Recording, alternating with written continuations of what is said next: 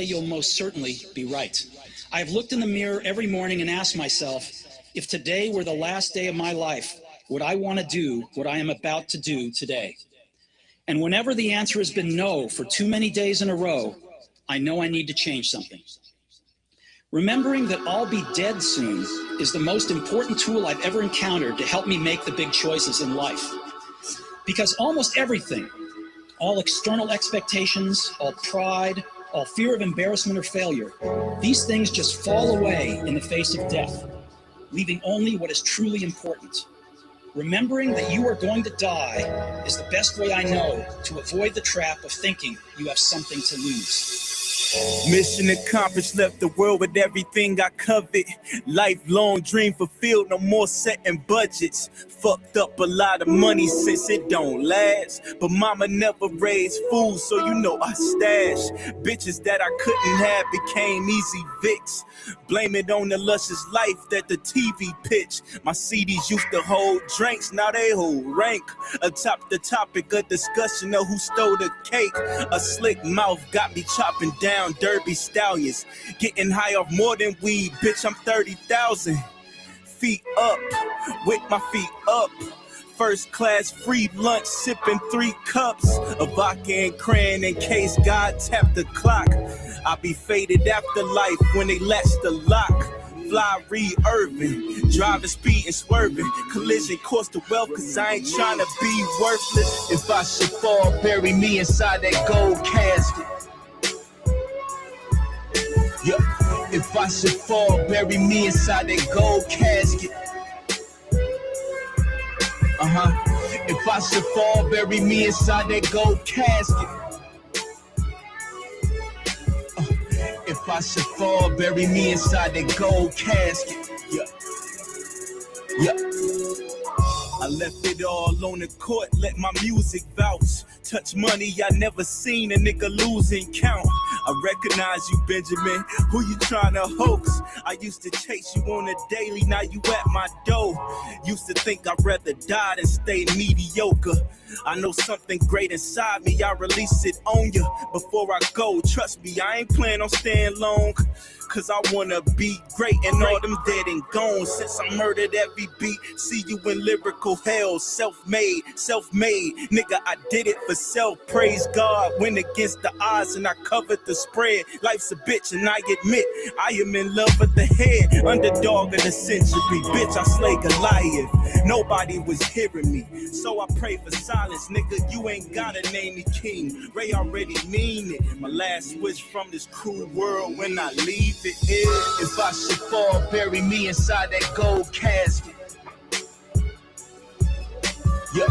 If I should fall, bury me inside that gold casket.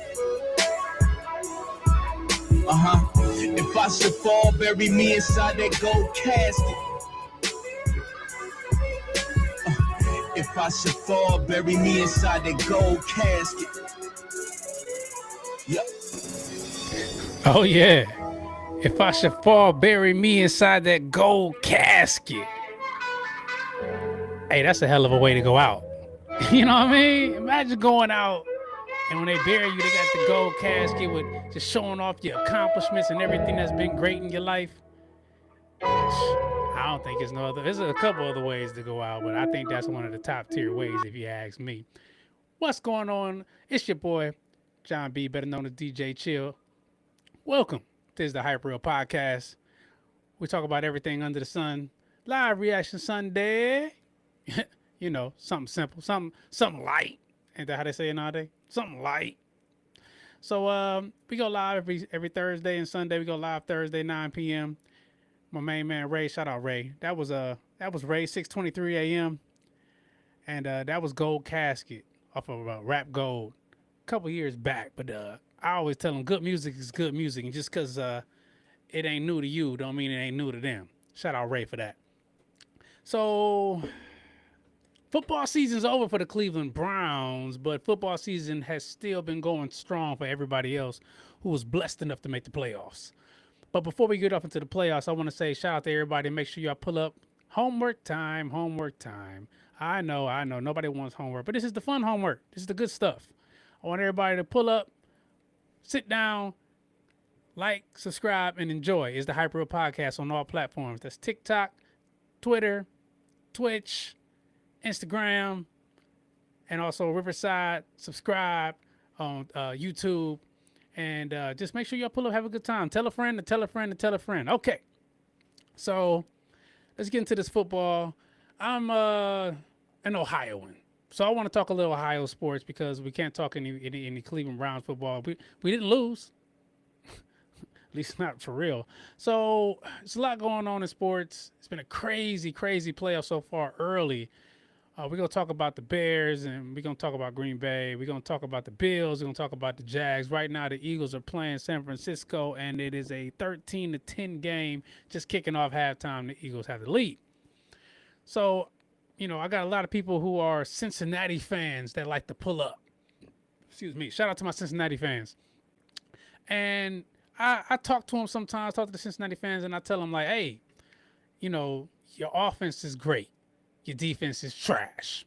It's just that simple. And you know what they do? They like to blame this guy right here. They like to blame the coach, Zach Taylor. Every person that I've talked to in the greater Cincinnati area that is a Cincinnati Bengals fan hates Zach Taylor. And I don't understand why they hate Zach Taylor because he's a hell of an offensive mind. Now, some people say, oh, Joe Burrow's not that good. He's only good because he has Jamar Chase and T. Higgins. Okay, tomato. But that offensive scheme is what allows everybody to be good, and Zach Taylor is holding that down. Some people want him ousted. They want him on the hot seat. I don't think he's on the hot seat. You can't put Zach Taylor on the hot seat because he really hasn't had Joe Burrow to have a complete season since that Super Bowl run. Okay? Now, next year, if Joe Burrow plays all the games and they still stink, defense or not, yeah, he might be up out of here. But come on, y'all, all my Cincinnati fans, give Zach Taylor a break. He ain't Coach Kevin, okay? At least y'all been to a Super Bowl. Browns can't say the last time they've been to a Super Bowl. Last time we were in something that was similar to a Super Bowl, it was the championship game right before the Super Bowl was installed into this NFL. We won like 2 in a row prior to that. Whoop-de-doo. Okay, so I just wanted to shout out to the Ohio fans and say, give Zach Taylor a chance. Now, let's get to my team. We got rid of Kevin. Hooray. We did it. Clap it up for that. We got rid of Coach Kevin. Clap it up. We got rid of him, y'all. We did it. I did it. No, it wasn't just me. It was everybody. We all did it together.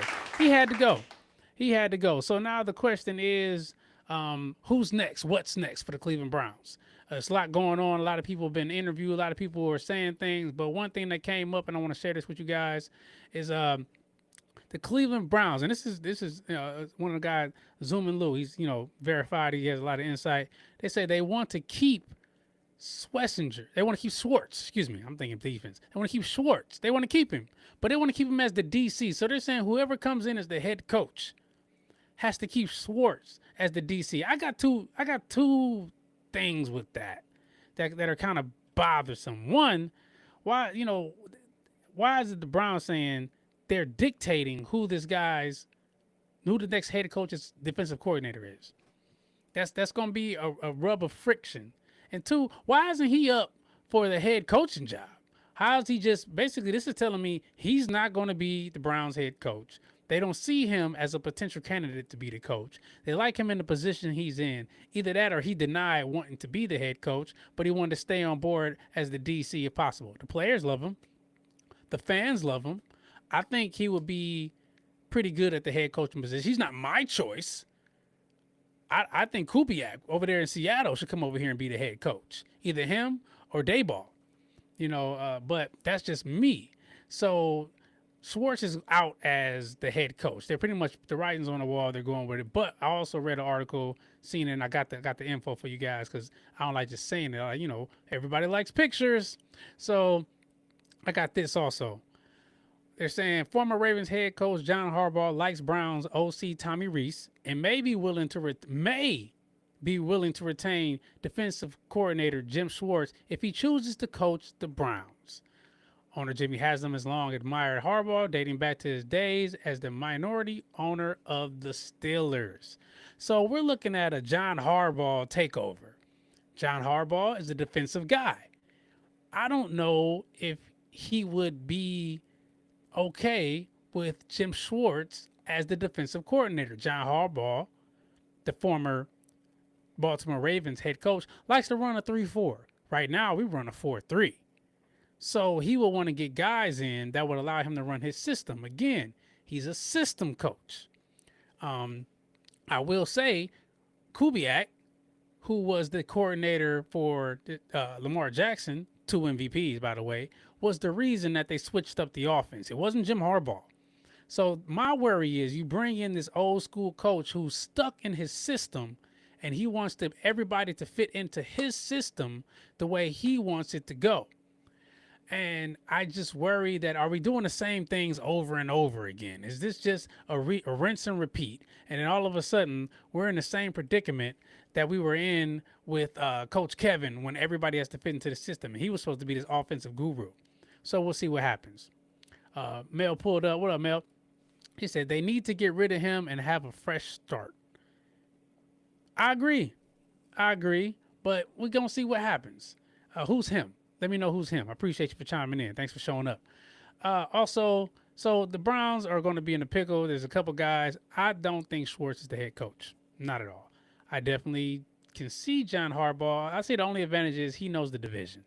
He knows all of Lamar's weaknesses. He's faced the Ravens as much, and he knows the Steelers. But it's kind of like too close to home. It's almost like hiring in-house. If you're going to hire in-house, you might as well go with Schwartz. Or like I said, go with Kubiak, who's now the offensive coordinator of the Seahawks, who are the #1 team in football. My main man, E, pulled up. What up, E? He said, this is a very valid point on Harbaugh. I'm just saying, he's not innovative. He has never innovated the offense, and he's going to switch everything up. Can you imagine Myles Garrett in a 3-4 defense? So basically, Myles Garrett is a linebacker now. I know he's athletic. But would you want him to play that type of position as pretty much an outside linebacker going into his X amount of NFL season, being over 30 years old? I just need him to rush the quarterback. I don't know if this is going to be as innovative as they think it is. Like, he's the household name, big guy. You know, he looks great. He sounds great. He says all the right things. He's got all the coach speak. He's got the championship. But I don't know if pretty much dating your ex's best friend is the way to go, because that's kind of what it's like. It's like you break up with somebody and then you start dating their brother or their best friend. That's what John Harbaugh is to me. They broke up with their ex, we broke up with our ex in football terms, and then all of a sudden we bring in John Harbaugh because we're comfortable with him, because he seems like the right choice, because he was there through all our woes. What up, baby? He pulled up. He said Harbaugh most likely going to go into the Giants. Browns, Haslam, Barry want to coach they can control and get no pushback. True. So who would that coach be? Who would be that guy that they can get no pushback from? Because somebody's got to coordinate the team. You know, maybe it could be Schwartz. I don't think that they need no pushback. I think that Haslam, he don't know what the hell he's doing when it comes to football. His acronym in football is absolutely flat. He don't know squat about football. He showed you that when he signed Deshaun Watson. Why would you listening to AB and Kevin, or however that debacle came along, you got a guy in there making $250 million guaranteed, and it's trash, washed. And you're probably going to try to put him out there next year if he's healthy, because you're still paying the guy. So I don't know if they want a guy that control. I guarantee if you bring a coach in here and they're winning, everything goes out the window. But that's just my opinion, So that's that on the Browns. I just had to sneak that in there. Everybody's been talking about it. I want Kubiak as the coach, but I would love to see how this is going to shake out. I just want somebody that's going to be there to develop whoever talent-wise we decide to keep, whether it be Shador, unfortunately, whether it be Deshaun Watson, or even, the elf, Dylan Gabriel, so whatever, so keep it moving. Okay, let's talk some NFL wildcard football. Yo, the Bears are for real. I gave them enough credit, I believe, when we were talking about it, but I want to bring up some of their tape and some of the things that they're doing. I got some footage for you. I'm going to talk while it plays. We're going to talk about this Bears game because it was the biggest comeback in NFL football postseason history. It's crazy. If I was in Green Bay, it's supposed to be the next big thing. So, they're out there. This right here is the fourth quarter. They're on their side of the ball. If they get this, they kick a field goal, the game's pretty much over. Okay? This is where it gets dicey because this right here, this play going out to the outside, it looks like it's going to get you a good bunch of yards. Okay, we're going to move forward. And then all of a sudden, whoopsie, this is where it gets a little interesting right here. We should have gone ahead and gone out of bounds, but then he doesn't. And then all of a sudden, bam, touchdown. So this is where it gets funky at. Now it's 27-16, 5 minutes left. Caleb Williams might be the coldest guy in fingernail polish since Prince. I don't say that lightly. Caleb Williams was I won't say he was a bum last year, but he definitely was not this. I didn't expect this. And again, I say coaching makes the difference. Now we're 3 minutes left, 27-24. The Bears didn't caught up. They didn't caught up. And it's getting ugly fast. What they say is getting dark early. And all of a sudden, whoop, Jordan Love's supposed to be that guy. Throws it up. He throws it a little bit out. But that right there could have ended the game. So this game was exciting all the way through. And then they missed the field goal. And it just gets crazy from there. You left that window open with 2 minutes and 50 plus seconds. That's absolutely insane. It's a debacle for the Green Bay Packers to even be in that position. They were up by 20 points, I believe. My main man E-Tap again. And the biggest comeback in Bears franchise history, not history. I thought it was in postseason history. Is it the Bears postseason history? Correct me if I'm wrong. I'm not afraid to be wrong, but just, Carfax me. So they start driving down the field, and it's just a simple fact that this team has done this a lot all year. They pulled out the game in the end and clutched up and got these dubs. So my whole thing with it is, are they really this good, or are they just allowing themselves, bam, right there? That's insane. That is blown coverage. Who is guarding this guy? Look, comes off and nobody guards him. Wide open. That's DJ Moore. A couple years ago, he's an all-pro. So I really think the Bears are going to be a force to be reckoned with when it comes to these here playoffs, because they are absolutely insane. My main man E pulled back up. What up, Eric? He said, Ben Johnson Bears love playing possum. I think they do. I think they love kind of like holding off the super trick plays or the super fly plays that are going to get some, I call them glitch plays, like in the video game. They're going to guarantee to get somebody open, because that was a glitch play. There's no way in hell DJ Moore should be wide open down the sideline and y'all only down a couple points. It's absolutely insane. Go Bears. They doing their thing. Shout out to my main man Preston. If you're watching, you said we don't talk Bears, so we talking Bears. We have to. There's no way you can't. Caleb Williams looks amazing. My main man, 623. And what up, Ray? Ray pulled up. He said, Caleb throw the best ball in football right now. Come on, man. I don't know if that's all the way legit. You know who I'm about to say got the best throw in football right now? Drake May. He plays tonight. I'm excited about that game. But, I give you that. What I can say about Caleb Williams is his off-platform throws look better than most people standing there with 2 feet on the ground throwing from the hips. And, pause. And it's just effortless. His arm talent is top tier. Caleb Williams is showing you why he was the #1 overall pick and deserves to get some pat on the back. Should that be a pause? So deserves to get the kudos for doing what he does, because he looks great. He looks great. Ray said, I knew it. Hey, the facts be the facts, man. I'm telling you, they're going to the Super Bowl. Your Bills almost took an L today. They by the skin of their teeth, and we're going to talk about that right now. So the Bills played the Jaguars, and it was a great game. First half, it sucked. It was just a defensive slobber knocker. Everybody was just fighting and pumping their chest, and it's just going crazy. But then they started to take off. This right here, this play is absolutely insane. Cohen, Baker Mayfield's old offensive coordinator, got the Jaguars looking elite on offense. They look absolutely crazy. Absolutely crazy going against one of the top tier defenses in the league. So this right here, I believe, is the Travis Etienne score. Look at that. Play action. He lets him slide, dump off. Get off me. Get off me. That right there, with 4 minutes left, I'm kind of upset with the Jaguars defense, but I get it. That's the MVP. That's Josh Allen. He's great. But damn, y'all really let them, you gave up the cookies like that? My main man Ray said almost don't count. It don't.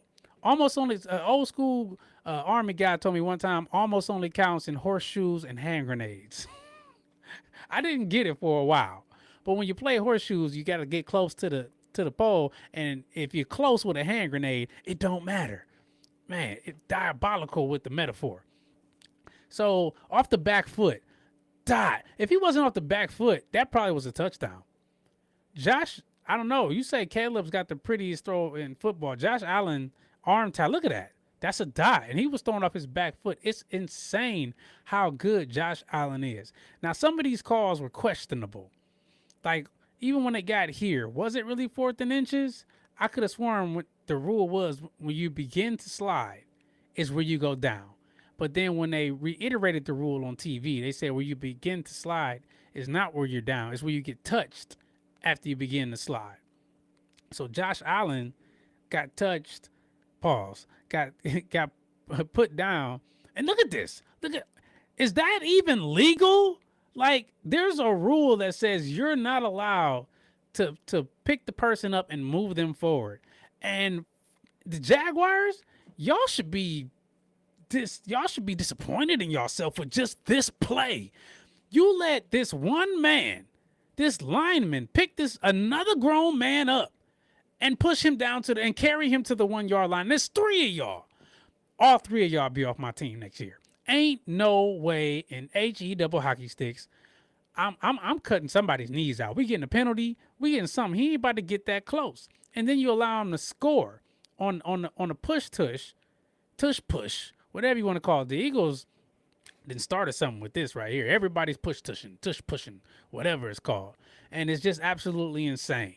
There's like, when you got a guy like Josh Allen, 6'4", 6'5", 200 behind that line, he's going to score.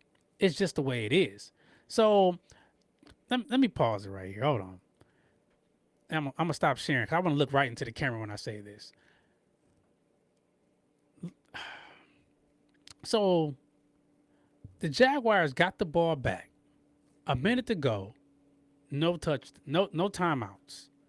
Trevor Lawrence is on the 24-yard line, his own 24-yard line. He has an opportunity, down 3, to drive down the field and at worst, tie the game. At worst, tie the game. Okay, I just wanted to put that out there. If you didn't see it, we're about to see it now. I don't know, people, if you're watching the show, you're a sports enthusiast and you know what's coming next. But we're going to talk about it because it's live reaction. So, again, I say, a minute left, no timeouts. And the first thing this dude does as soon as he gets the ball is throw a pick. This is what the problem is with Trevor Lawrence in these type of moments.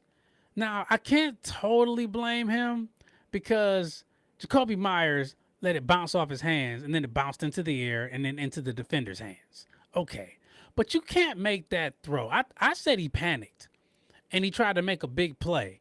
He could have just dumped it off, got back to the line, and tried to make another play.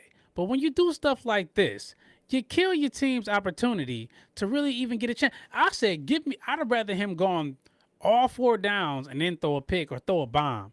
To go out like that after the first play is simply just disrespectful to me as a teammate if I'm on his team. I'm crushed. We didn't even get a chance to do anything. Nor did, anybody else. We got a field goal kicker that can kick from 60 yards away, and you gave nobody a chance to be great.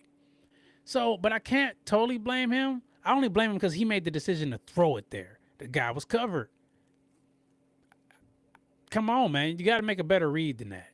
You got to. And then you throw it in the middle of the field where the clock's going to keep running. So the Jaguars ultimately lose 27-24. You know, Josh Allen had a day, 273 yards and a touchdown. But the Bears and the Packers game, the Packers they might be for real.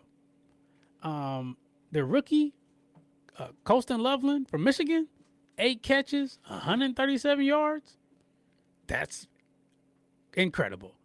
Caleb Williams, 361 yards, 2 touchdowns. Hey.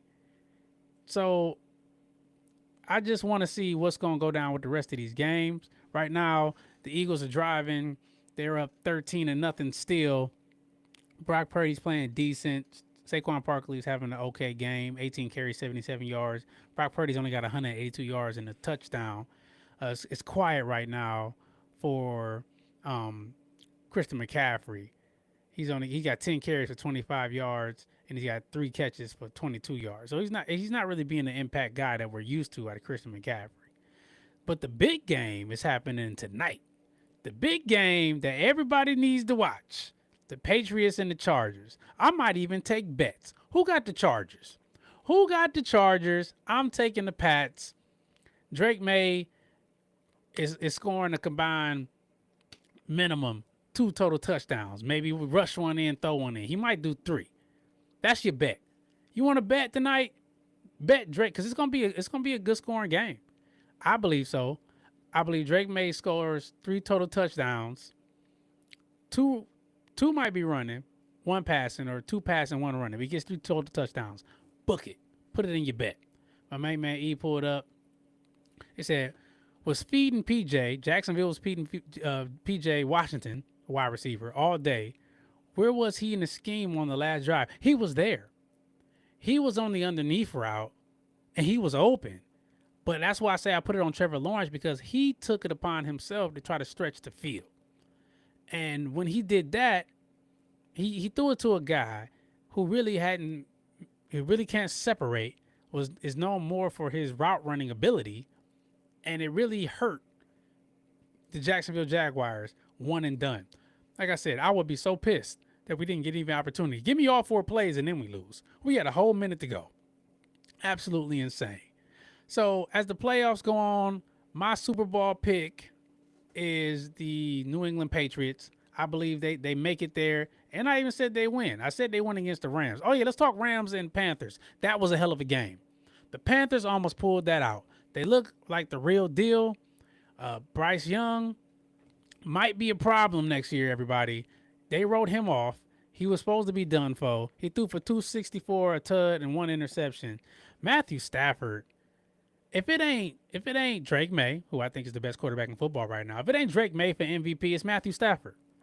They are neck and neck when it comes to their greatness, and I really do believe that they are going to continue to ascend. That's why I got them going head to head in these playoffs for the Super Bowl championship. I don't know, the Bills showed me that they can be got. They can be got. And I believe the Bills go against whoever wins between the Chargers and New England. So if New England can get the Bills out of the way, they got a clean shot. You know, all they got to worry about is Denver. If they make it, and Denver's probably going to win. They're going to go against Houston or Pittsburgh. They're going to squash them like bugs. So no one in the right mind should be picking the Chargers. I agree. Justin Herbert struggles in the playoffs. I love their coach, Jim Harbaugh, but I don't know if they're going to make it over the hump. They limped into the playoffs. New England is on fire, and they have a great coach also in Vrabel. Shout out to Warner Brothers Podcast. I say it all the time. I even troll them on their Instagram, Warner Brothers Podcast on Instagram, that Drake May is the best quarterback in football. Right now, they got Matthew Stafford. At least Keenan does. Yeah, Keenan, I'm talking to you. You are a Patriots fan, and you ain't even got him up there in the top tier. Disrespectful. The audacity. Let one of the Browns quarterbacks be balling, and I'm making tears. He's number 1. over everybody. Just that simple. But no, this is me saying, and not even a Patriots fan. I think he's going to be awesome. I think Drake May is really going to ball out. Drake May is thrown for 4,300 yards, only has 8 picks, 31 touchdowns. You know, Justin Herbert, on the other hand, 3,700 yards, 26 TDs, 13 interceptions. I just think that the New England Patriots are a better team. So my pick tonight, if you want to go with it, is Drake May, 3 total touchdowns, and the Patriots take the dub. Amanda, always pull up. What up, Amanda? We appreciate you pulling up. What's going on? Thanks for showing up, showing out. You always show mad love. I appreciate you for just showing up and just saying, hey, you know, sorry about you not winning the championship. I think you got hoes. They cheated. No, you had a hell of a season. Amanda played in fantasy football with us. This was her first year in our league. And I believe she made it all the way to the championship round and lost. But it was ugly for everybody going against Amanda this year. She absolutely dominated. And I look forward to wiping her nose next year because I hated losing. Okay, I'm going to just keep it real. So, all in all, going to be some good playoff games. You know, she said it's cool. Yeah, it is cool. You made it. And you still get a couple dollars. We go first, second, third in our league. So, all in all, it's going to be some good playoff. Got some games tonight. I'm not too interested in the Steelers and the Texans. I don't know if that's going to be entertaining. It might be. Playoff football is different. So make sure y'all chime in. Hit me up on this, the hyperrealpodcast at gmail.com. Let me know if there's anything that you want us to talk about. We go live every Thursday. Like, subscribe, and enjoy. It's the Hyperreal Podcast. So across all platforms is the Hyperreal Podcast. And I hope everybody's having a great Sunday. I appreciate everybody for coming in, pulling up a chair, and enjoying themselves. And like I always say, until the next time, be good or be good at it. You know what I mean? We're going to get out of here to my main man, Ray, 6:23 a.m. He going to be mad at me, but hey, like I told him, Art Dealer Entertainment, 6:23 a.m. across all platforms. Good music is good music, and I want y'all to check this out for me. Hold on, my main man E said something before we get out of here. He said, does anyone see a world where Josh Allen does not make it to the Super Bowl? I do. If they go against New England, he's not making it to the Super Bowl. Book it. Just that simple. Melody pulled up. Great podcast. I do. I bid you adieu, but I thank you also. I appreciate you. I love the support. Love it. All right, let's ride out. If y'all got any more questions, hit me up. It's the Hyperreal Podcast at gmail.com. And if y'all got my personal number, hey, call me. All right, I'm out.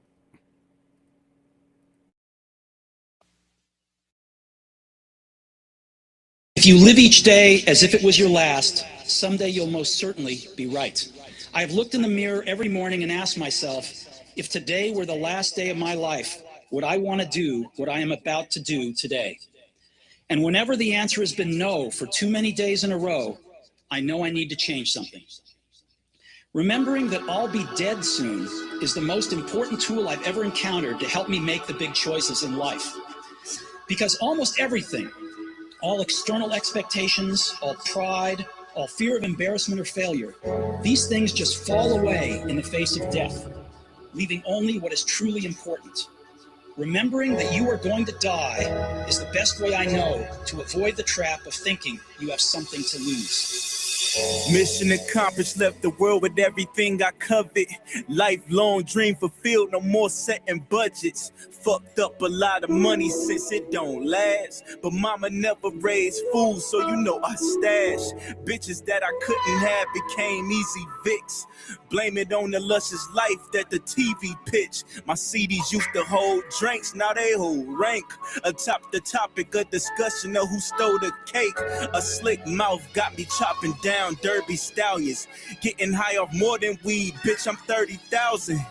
Feet up, with my feet up. First class free lunch, sipping 3 cups of vodka and crayon in case God tapped the clock. I be faded after life when they latch the lock.